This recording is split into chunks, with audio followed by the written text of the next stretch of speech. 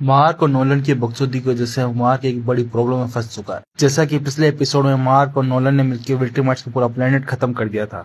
इस चक्कर में दोनों की जान पे तो बन आई थी, लेकिन विल्ट्रीमार्ट्स कहीं गायब हो गए थे। यहीं पे जब मार्क और नोलन दोनों रिकवर हुए तो मार्क को लगा कि विल्ट्रीमार्ट्स पक्का अर्थ पे गए होंगे, क्योंकि अर्थ से बड़ा प्लेस उनके लिए कोई हो ही नहीं सकते थे जाने के लिए। लेकिन जब नोलन और मार्क अर्थ पे पहुंचते हैं, उनको यहाँ पर एक भी विल्ट्रीमार्ट्स नहीं मिलता।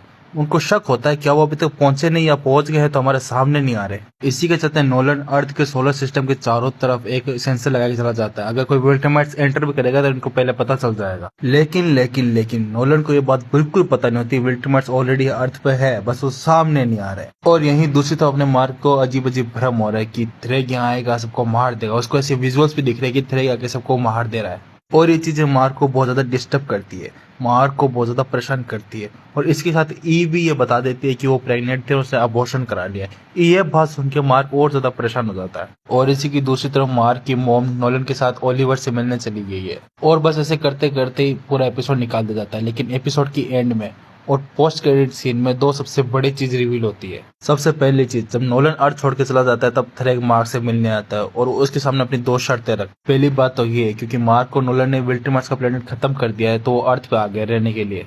और दूसरी बात ये है क्योंकि बहुत कम विल्ट्रीमार्ट्स रह गए हैं तो उनके पास अब एक ही ऑप्शन बचता है कि वो अर्थ में रहे, अर्थ के लोगों के साथ रहे और उनकी हेल्प लेके अपनी जनसंख्या बढ़ाए।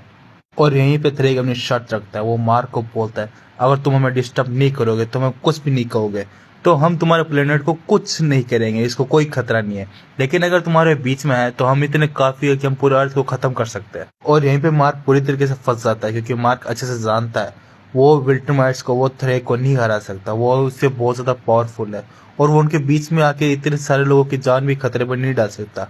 यहाँ पे मार्क फंस जाता है और वो हाँ कर देता है कि वो उसके बीच में नहीं आएगा। जहाँ पर थ्रेग भी है मार्क को बोल के चला जाता है कि थ्रेग भी मार्क के रास्ते में कभी नहीं आएगा। और दूसरी सीन में हमें ये अच्छे से बता दिया जाता है कि किरदार क्यों है।